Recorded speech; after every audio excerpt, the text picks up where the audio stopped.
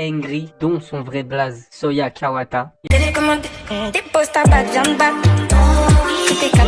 Démon. Il a traumatisé tout le monde, je vous explique la scène. Pendant un règlement de compte entre deux gangs, Soya et son camarade avaient pour cible les deux frères Aitani. Au début, il a vu du mal, mais quand il a vu que son pote il était dans la merde, lui il pensait qu'il allait crever. Il a commencé à pleurer, tout le monde s'est foutu de sa gueule, malgré sa jambe cassée, c'est devenu un démon.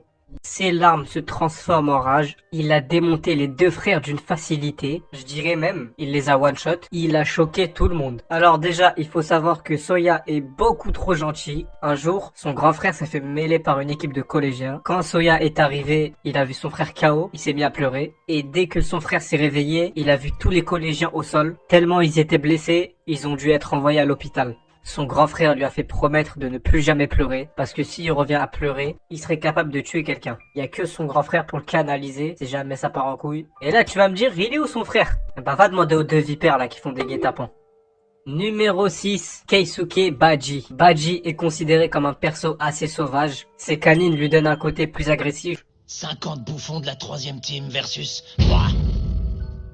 Malgré s'être fait planter, il a tabassé 50 mecs en étant tout seul avec une barre de fer. C'est aussi un personnage qui est très agile, capable d'esquiver les coups de ses adversaires en une fraction de seconde. À 15 ans, il était déjà à la tête d'un gang. Je vous explique. Imaginons, t'es au collège, tu viens de redoubler, tout le monde se fout de ta gueule vu ton apparence, mais toi t'en as rien à foutre, t'essayes de faire profil bas, parce que si tu redoubles encore, ta mère elle va te tuer. Malgré ça, t'as toujours du mal avec les cours, c'est pour ça que le frérot Chifuyu est là pour t'aider. À la fin des cours, y a ton frérot qui se mêlé par une équipe, toi en mode tranquille, t'arrives et tu leur dis Armé en bande contre un seul adversaire. toi de base t'étais juste venu pour remercier ton pote, t'es surtout censé éviter les embrouilles, mais ils ont mêlé ton pote, du coup t'es obligé de les choquer. C'est l'un des fondateurs du gang le plus dangereux de Tokyo, à 15 ans. Mais qu'est-ce que tu fais à 15 ans toi? Bien sûr, il les a tous défoncés, il a précisé qu'il fallait pas toucher à son pote, sinon il revient avec son équipe et il tabasse tout le monde.